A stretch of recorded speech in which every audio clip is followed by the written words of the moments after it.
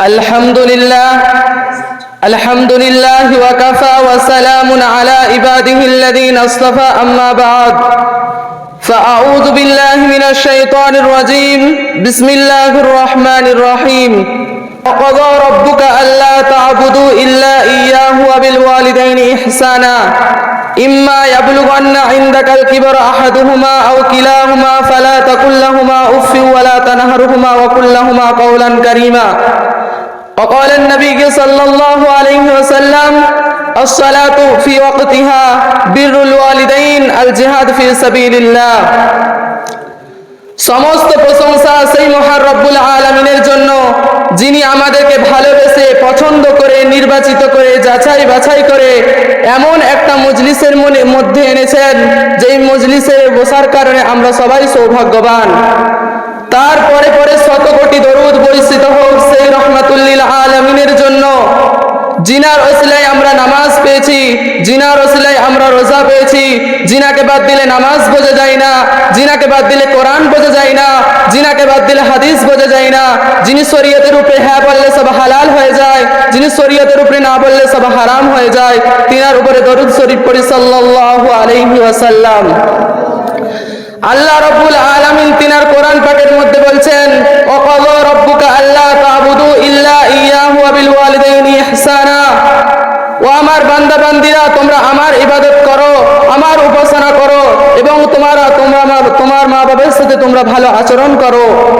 তারপরের আয়াতে বলছেন তোমার মা বাবা যখন বার্ধক্যে উপনীত হয় তাদের কথার উপরে শব্দটা পর্যন্ত তোমরা প্রয়োগ করো না, তাদেরকে ধমক দিও না, তাদের সাথে সৎ আচরণ করো, কোমল আচরণ করো, তাহলেই তোমরা কামিয়াব হবে।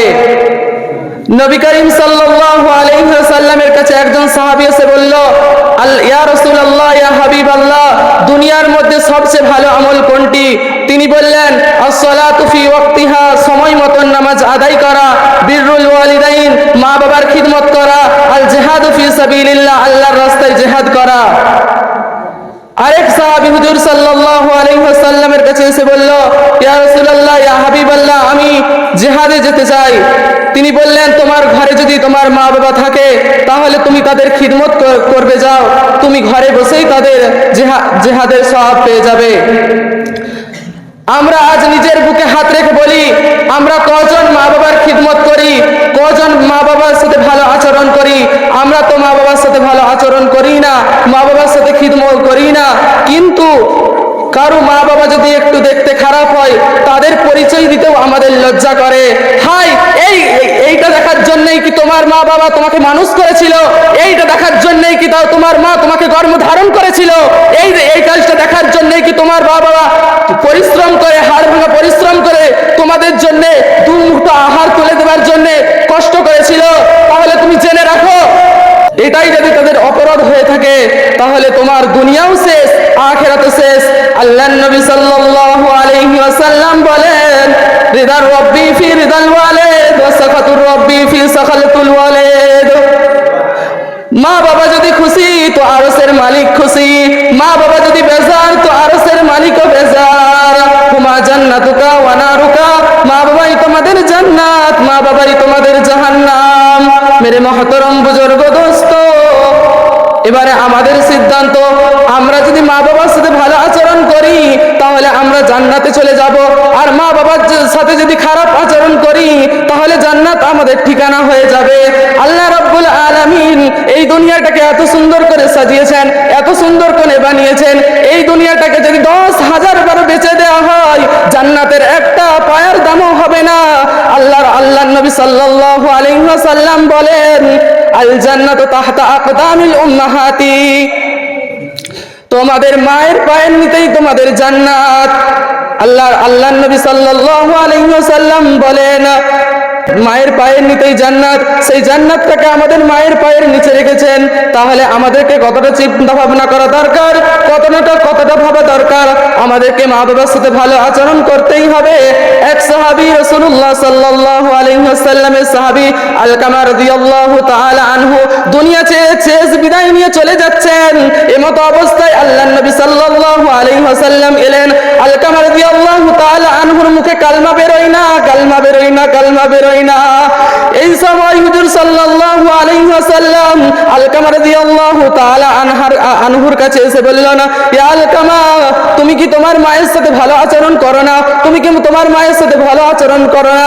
তুমি কেন আজকে কালমা পড়তে পারো না?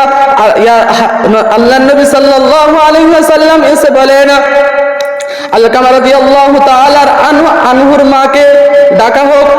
আলকামা রাদিয়াল্লাহু তাআলা আনহুর মাকে ডেকে, ইয়া রাসূলুল্লাহ, ইয়া হাবিবাল্লাহ, কি হয়েছে বলুন। রাসূলুল্লাহ সাল্লাল্লাহু আলাইহি ওয়াসাল্লাম বললেন, তোমার ছেলে কিরকম ছিল? নামাজ পড়তো না পড়তো, রোজা রাখতো না রাখতো, সমস্ত ভালো আমল করতো, কিন্তু আমার কথা শুনতো না। বউ পাগল ছিল, বউয়ের কথা শুনতো, কিন্তু আমার কথা শুনতো না। নবী করিম সাল্লাল্লাহু আলাইহি ওয়াসাল্লাম বলেন, কি করবে? তোমারই তো ছেলে, তুমি মাফ করে দাও। বলে, আমি মাফ করব না। রাসূলুল্লাহ সাল্লাল্লাহু আলাইহি ওয়াসাল্লাম বলেন, লাকড়ি জ্বালাও, আলকামা রাদিয়াল্লাহু তাআলা আনহুকে আগুনের মধ্যে নিক্ষেপ করো। সেই সময় আলকামা রাদিয়াল্লাহু তাআলা আনহুর মা এসে ছুটে বলে, আমার ছেলেকে জ্বালিও না, আমি আমার ছেলেকে মাফ করে দিলাম। তারপরে আলকামা রাদিয়াল্লাহু তাআলা আনহুর মুখ থেকে কালমা বেরোনো শুরু হয়ে গেল। আমাদেরকে সর্বসময় মা বাবার খিদমত করতে হবে, মা বাবার সাথে ভালো আচরণ করতে হবে, এটাই আমাদের সব থেকে বড় আমল।